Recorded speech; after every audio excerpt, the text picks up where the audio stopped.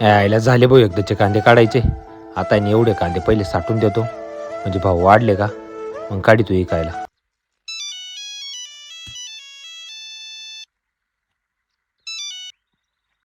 Hello. Ram Ram म्हणलं, 8 दिवसात तारीख धरायची बघा आपली. हो पाहुणे, एवढ्या 8 दिवसात कुठे शक्य आहे का हो?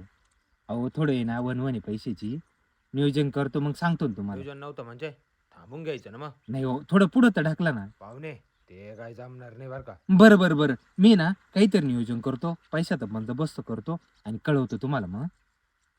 चालेल ठीक. ओ किसनराव, काय गाणे? अहो विकासराव, अहो तुम्हालाच फोन लावणार होतो. इकडे बोला ना, काय काम काढलं? उद्या आहे ना तेवढी कांदे टारले आणून सोडा राव, अर्जंट कांदे ट्रॅक्टर भरायचंय. का बोला अर्जंट? अहो पाहुण्याचा फोन आला होता, 8 दिवसात पुरीची तारीख धरायची म्हणते आणि पोराची पण शाळेची फी भरायची. मग म्हटलं कांद्याचं ट्रॅक्टर भरून टाकावं, कारण आहे ना पैशाची थोडी बनवून.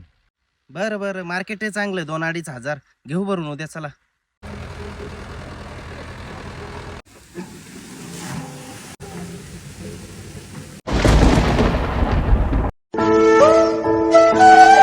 दादा अहो तुमचं लिहिण्यात काहीतरी चुकलं. दादा बरोबर आहे, 1000 रुपये भाव आहे. अहो पण काल मार्केटचं 2000 रुपये चालू होतं ना. अहो ते बाजार भाव कमी झाले, ते आपल्या हातात थोडी आहे. आता कसं लग्नाचं बजेट बसू पुरीचं, मला तर काही कळा ना. तिकडं तर पोरीची शाळा खोळंबली फी वाचून, अवघड झालं. आयला ना दुकानदार जर 100 रुपये जर तोटा झाला ना, शटर ओढून दुकान बंद करून निघून जातो. पण आज आपलं 25,000 रुपयाचं नुकसान टाळलं. आपल्याला देवाने शटर द्यायला नाही काय.